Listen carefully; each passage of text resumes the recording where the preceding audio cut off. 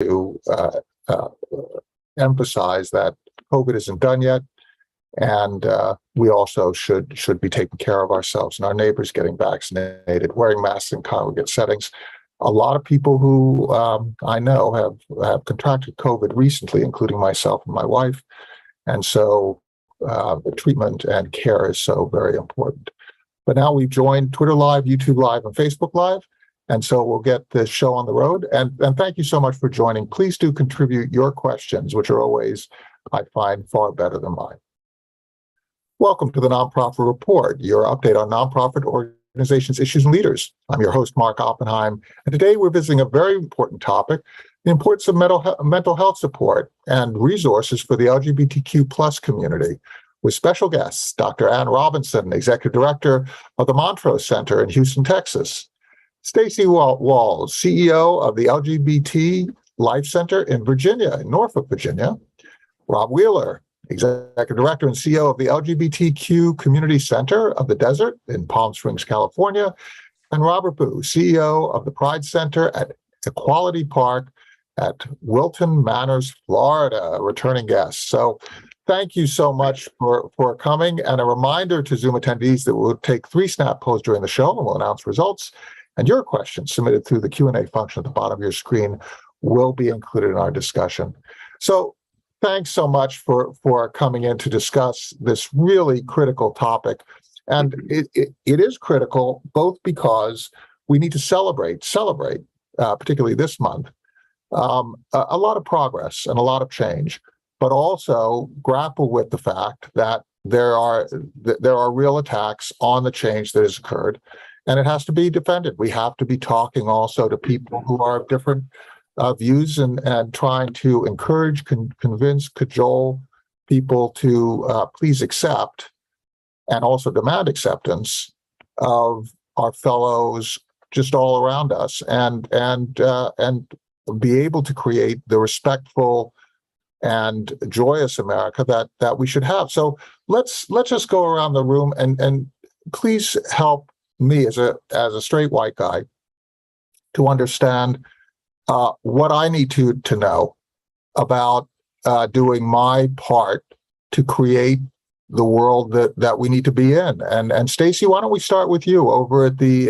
LGBT Life Center? Okay, so welcome, and I'm Stacie Walls, and we serve all of Virginia Beach, Norfolk area, coastal Virginia. And our organization's been around for 34 years, serving first people living with HIV, and now the entire LGBT community and people with HIV. And so for us, we provide a variety of mental health services, social support groups, therapeutic support groups, individual counseling, individual therapy, family therapy. And I think the most important thing for us is ensuring that we have low barriers to care, that we're accessible to anybody. And I think what COVID taught us was we can do it even better with telehealth options. And so ensuring that people from the LGBTQ community and people living with HIV can access care with a culturally affirming and competent therapist. It's the most important thing. Sometimes if people aren't accessing culturally competent care, it can actually do more harm than was originally starting with. So it's our mission to do it, and we've come up with different strategies in order to make sure that we have a wide array of therapists available to help anybody in this lovely, diverse community that we have. And that means a variety of therapists too. And recognizing when somebody needs services and how to offer that to them in a very safe space is incredibly important. And so you're meeting people where they live, right? Yes. Yeah. And I think all of our staff have to understand what mental health needs look like. It's an important training component. And Ann, what's your cut on meeting people where they live or providing the appropriate range of different services to address community need?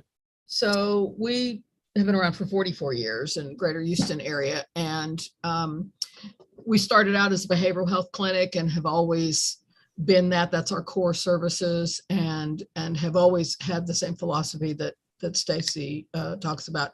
I'll tell you though, right now, our most pressing problem is dealing with youth, because in Texas, they're being attacked, and we have a wait list for our mental health services, but we fast track anybody who is under 18 and anybody who's in crisis. But we have had a huge uptick in youth who are coming out as non-binary, coming out as trans, and are not finding the support that they need at home or in their school or in their community or in the media even.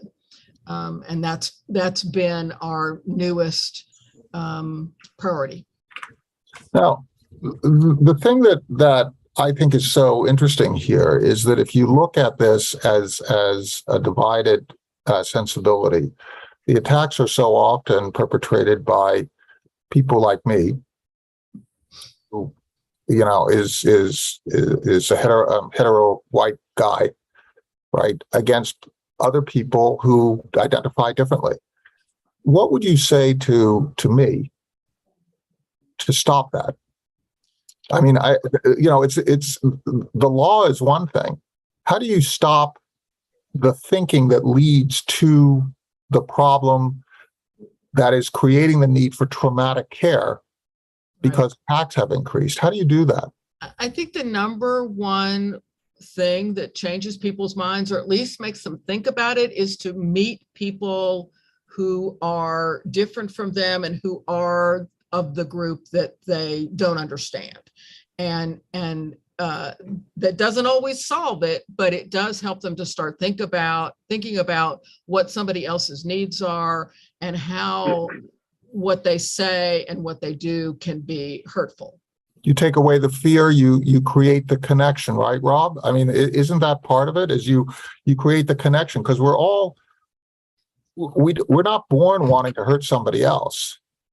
Right. I mean, I think one of the pieces that is really important is that humanizing of individuals, right? Because what happens in these sort of political divisions, LGBTQ people we lose our humanity and we become othered, and we're a group that is sort of unseen, other than for leveraging us to win a political argument, a battle, to create spaces where we feel unsafe and unaffirmed. And so, as Anne said, I think that the idea of sort of bringing a humanity to people's attention and the impact that their behavior, their words, their calls to action are having on individual people, in particular young people who are incredibly vulnerable. And as they're figuring out who they are and what they believe to be, subjected to this kind of rhetoric and attack is deeply hurtful and interferes with their own, personal development. Now, when you also have intersecting issues, for example, my wife is Filipino, we have a biracial family, a blah, blah, blah, right? Multi-everything. And then you have these intersections. And I'm very cognizant of the fact that we have, 4 white people on this discussion. How do you deal with ensuring the culturally appropriate aspect of this? Male, female, different ages, different ethnicities, and so on.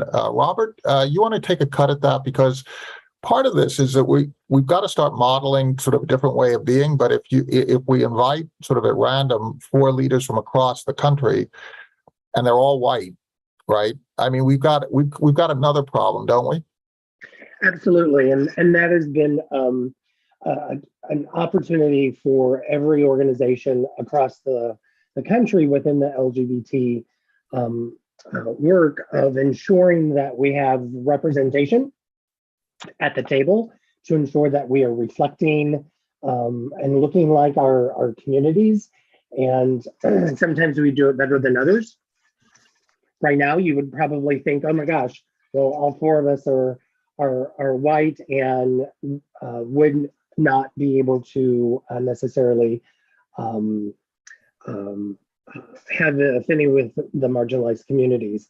But we do have, we surround ourselves with appropriate board members, team members, community members to ensure that we do keep in touch with what are the needs of each of our specific communities. You know, Stacie's in Virginia and Rob's in California and Ann's in Texas and me being in Florida. Ann and I could probably pretty much relate since we have a lot of the same issues and attacks going on within our states. Mhm. I would add also that I think in our community, we have a leadership pipeline challenge, right? Folks just don't become a CEO. And so a part of our focus at the Center in the Desert is really building up and mentoring our teams and identifying those folks where there's leadership potential and opportunity and a desire, to grow. I was at the New York Center for 22 years, and that was a big, racial equity was a big part of our work. And some of that was really focused on who are our next generation of leaders and how do we ensure that they don't look like this panel entirely, right? And that's work that takes time. And so I think having some grace and patience for ourselves in that, but also a real commitment to that work and to modeling that for our peer organizations. Well, I think that it's true, Rob, but allow me a amendment to that, because I think it can also be true and false. I think that it's also the case that there's a huge amount of talent that is not necessarily articulated in traditional ways that fill the preconceptions of boards, but are perfectly capable of running these organizations. The problem is in many cases that we don't reach across different aisles, and so vehicles that have been paths that have not been open then become the fact that those paths have been open become the justification for not opening the paths in the future. I think we just sort of have to get over ourselves, and that's the challenge that we all have, right? Get over our preconceptions. Let's get to this issue of how do we shift the trajectory of the country in a way that engages more people in a willing collaboration that promotes justice and understanding and across different political parties. It is not healthy to have a Republican Party. It is not healthy to have certain religious groups. It is not healthy to have certain racial groups or profiles who are systemically against full equality and full understanding. So that doesn't work for us as a society. How do we create this? We were talking before the show a little bit about partnerships that can be forged. Could we just sort of go around the room? Rob, let's start with you since you just made the last comment. What kind of activities that you have that are really about trying to create systemic change, not just dealing with the issue that an individual has at the moment? And we're gonna get back to that, but the systemic change that we need so that we don't have so much of a problem. I think you said it well, partnerships, right? We in the Coachella Valley, we have a very diverse region that spans from the Inland Empire to the border with Mexico and Imperial County, and it's a very rich region of different cultures and perspectives. And so part of our work is reaching out across our communities and connecting with others and telling folks our story, but also most importantly, listening to where we can both be a partner and a support, but also to learn and grow in our own work from the work of others. Robert, and I know that there are certain elements that are going to be similar, but could you delve into a few of the details of what you're doing at the Pride Center at Equality Park? Sure. So, people do not always come to us. So we need to go out into the community, to the marginalized communities, and embed ourselves in there and build the trust. And that takes time. And it takes effort, and it also takes dollars to be able to do that. So for any organization to just sit back and go, okay, everyone's going to come to us, that's not going to work. So we do have to be out in the community, be visible. And to piggyback off of what something Ann said, is we need to make sure that we make the topics kitchen table topics, to remove that stigma, to remove any of that negativity, and make it commonplace to be talking and having conversations and talking it again over the kitchen table. And that removes that fear, that unknown, And You can just talk about it, right? That Mhm. you're giving people permission to ask. Look, I ask ignorant questions all the time because I'm always talking with people who are smarter than me, right? So I've given myself permission, but also more importantly, others have given me permission to ask questions that they might consider stupid and get those answered. We just finished a poll and we talked about the importance of understanding. And it looks like people think that one of the biggest issues is just importance of understanding, right? From family, from others in the community, and so on. And this sort of rejection, this lack of acceptance, is a real problem. And we're also in the middle of another poll, and I'd be very interested in hearing your view about this. We are asking, are the struggles of LGBTQ plus youth different from those of LGBTQ plus more senior people? And the overwhelming answer, 80%, is that it's really different. Is it really different in your view, or do we have much more in common across the generations? Who is that for? Is that for me? Yeah, sure. Yes. So we have a youth program. We have a senior program. In fact, we have a new senior housing program, and it's very different because the seniors grew up in a time when they just weren't out, and they may have been married to someone of the opposite sex to hide. They may have children who they had to come out to later in life. And they were really the trailblazers that allow the youth now, I mean, people that came after me, but also the youth now to be as out and have much more options. But it doesn't mean that the youth aren't having a hard time. It's just different. And we do a lot of training in the community. That's and I'm sure everybody else does too. That's one of the things we do to try to get even just basic terminology out there so that people understand when their youth come home and say, I'm non-binary, that they understand what that means, because that's something that's even newer to people outside of our community. And we even train the police. That's very controversial in the community. A lot of people don't want us doing that, but if we don't train them, if we don't talk to them, they are not going to have any sensitivity to. That's interesting. It's controversial. Oh yeah. Why is it controversial to train somebody who wants to understand but doesn't? I mean, it wouldn't be controversial to do any other kind of training, right? Well, I mean, yeah, they don't all want to understand, first of Okay. all. And I mean, because there's been so much violence from the police, and historically, I mean, you talk about the seniors, they were arrested for wearing clothing that didn't conform to their gender identity. And then their name was put in the paper and they lost their job the next day. And that was something the police did. And you go back to the Stonewall. and blackmail and all Sure. these different things, Sure. be quiet and resign because I want you out of here, right? So That kind of thing. Yeah, there's a mistrust and a mistrust of motives. And a lot of people think that, well, they just want to check a box that they had the training. But I mean, and it depends on who the police chief is. We've had some people who've been very supportive of us. We now have a resource officer on our property 5 days a week from 8 to 5 to take victim statements for people who are afraid to go down to the police department. And there's controversial about that. People don't want her. I mean, she's part of the community, but they don't want her on the property, even though she's in plain clothes. But we have found she's been very helpful a number of times in helping us with issues and helping our clients with issues.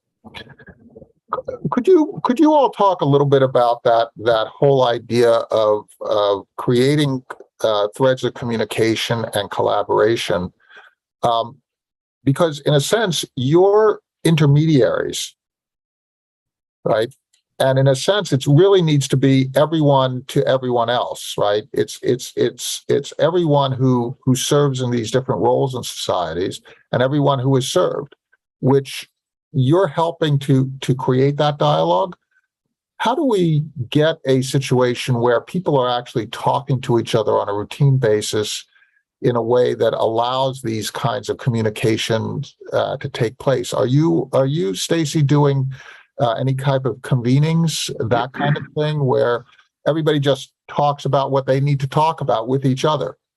Yeah, I think that what Anne talked about earlier, and that our responsibility to educate and have the dialogue. We created these programs, and I know all the other centers have similar ones, what we call community conversations, where you bring people in. It's a safe space for people to talk about the things that are impacting our community. And I think it's also important to recognize not everybody in the community is the same. It's just like outside of the LGBT community. And so, creating a safe space in the centers and supporting that effort is important, so that if it is a conversation about gender identity, and not everybody understands gender identity or gender expression, that if you're going to have that conversation, you make it safe for everybody.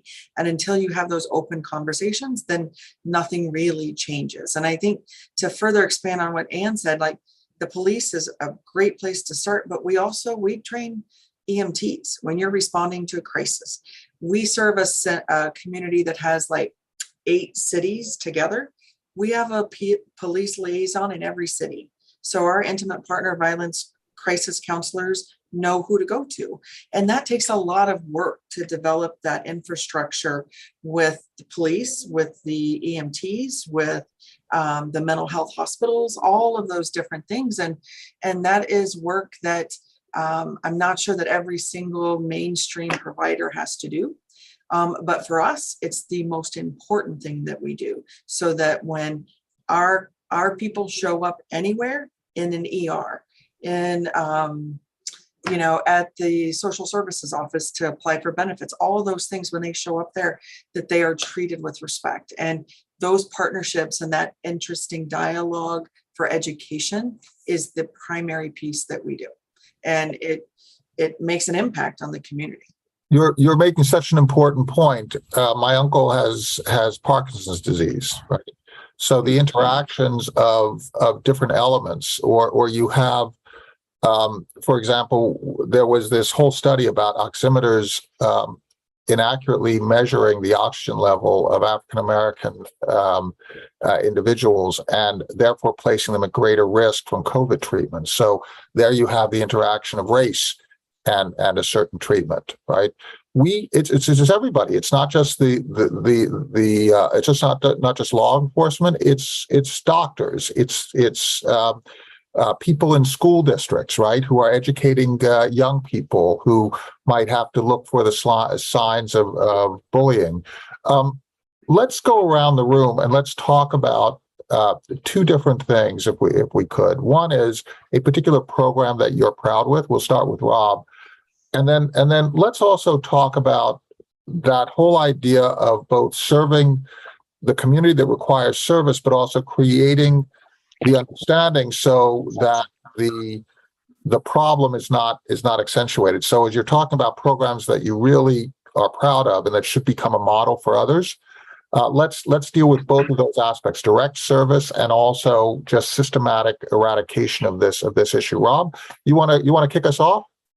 Yeah, I think I'll talk about two things that I think will be really interesting for folks. One is our center operates a community food bank, and that we serve not only LGBTQ plus people, but the entire community. Right? There's no barrier to access, and it's part of our programming in which we want to really support the whole person. And one of the things that is just really crazy is how the stigma that comes with food insecurity and what a hidden challenge this is. And we are now in our region, in scale size, serving 275 unique households each week. And our numbers are far exceeding our highest threshold in the midst of COVID. And so our community in many ways is and many folks are in an economic crisis. Inflation, cost of living, food food, gas. People are choosing between pet food and feeding themselves. And so I'm really proud that we have like leaned into this space. And then the other piece is our work in the school districts. The Coachella Valley, Palm Springs, I think people think about this area as, very LGBTQ friendly. It's a resort town, but the fact is that there is a tremendous diversity of people here, including folks who grew up locally. And there's a great opportunity for change within the school districts. And so our outreach, our engagement, our trainings, I think are really having an impact, in particular Down Valley, which is primarily Latinx, immigrant, and socioeconomically disadvantaged. So it feels really perfect examples, right? I mean, you've got food, which everyone needs, and it becomes a way to just make community, right? And just be together. And when you're together, you're confronted with people who are different than you are, different ages, different sizes, different whatever difference, and you're working together. Robert,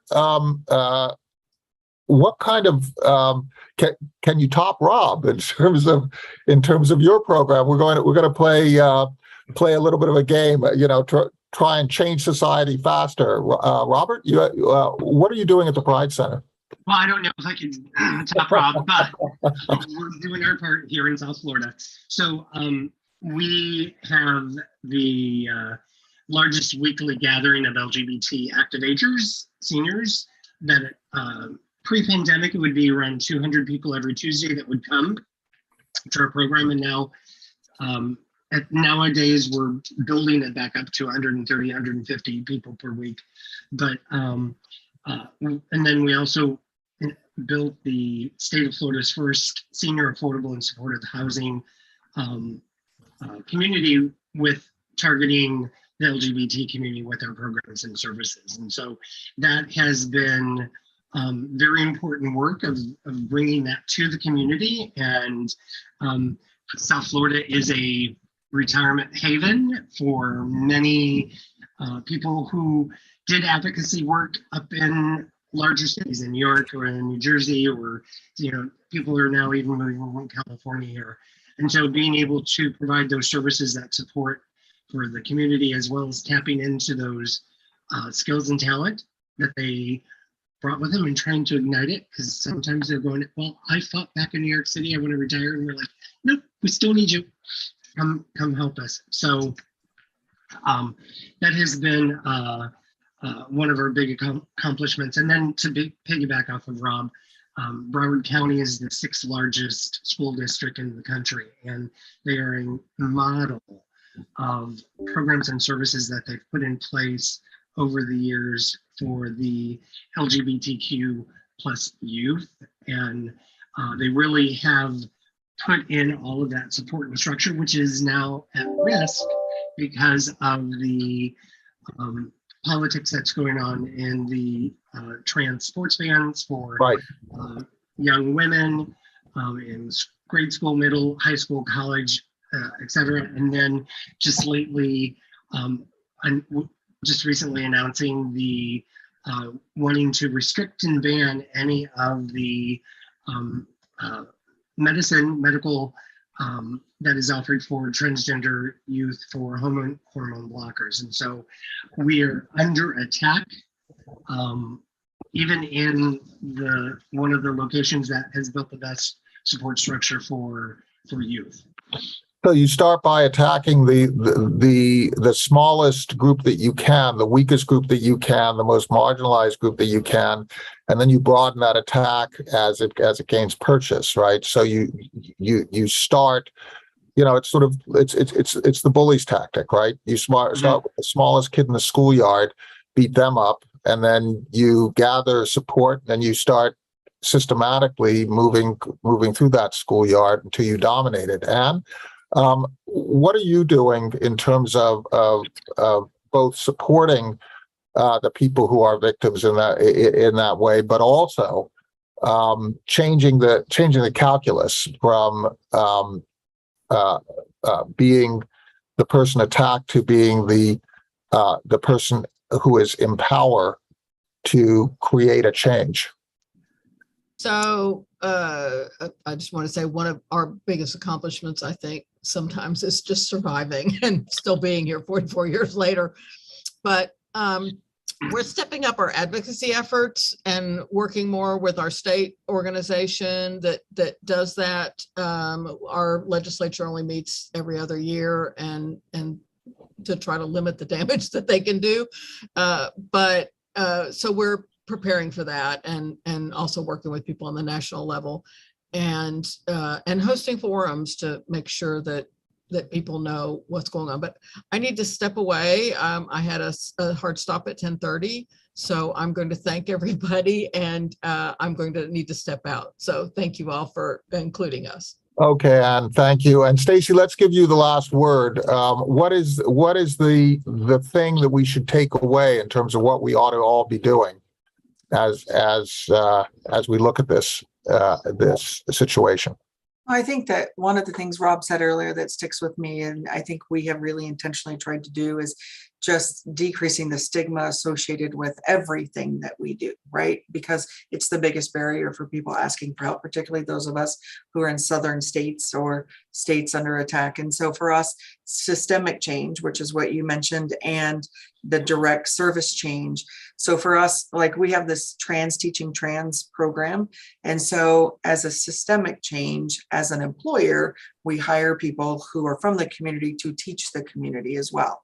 And so our policies and our personnel policies, accepting and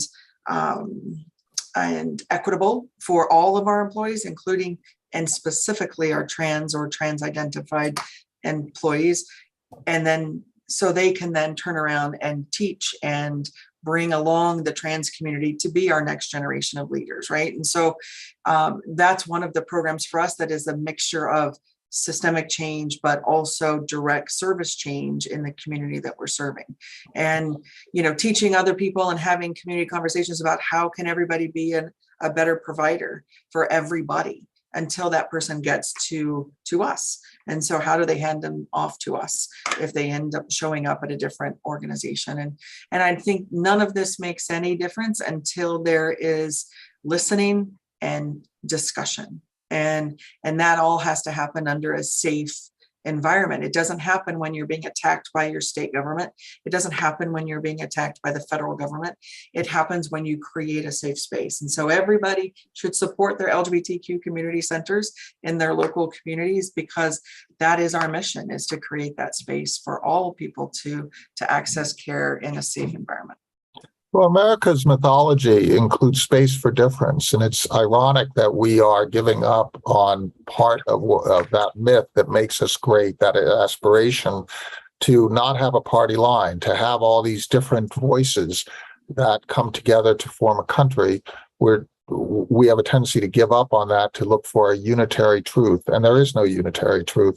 Dr. Ann Robison, Executive Director of the Montrose Center in Houston, Texas, Stacie Wells, CEO of the LGBT Life Center in Virginia, in Norfolk, Rob Wheeler, Executive Director and CEO of the LGBTQ Community Center of the Desert in Palm Springs, and Robert Boo, returning guest, CEO of the Pride Center at Equality Park at Milton Manors, Florida. Thank you so much for helping me to understand more about how I can also make a contribution to the changes that are required.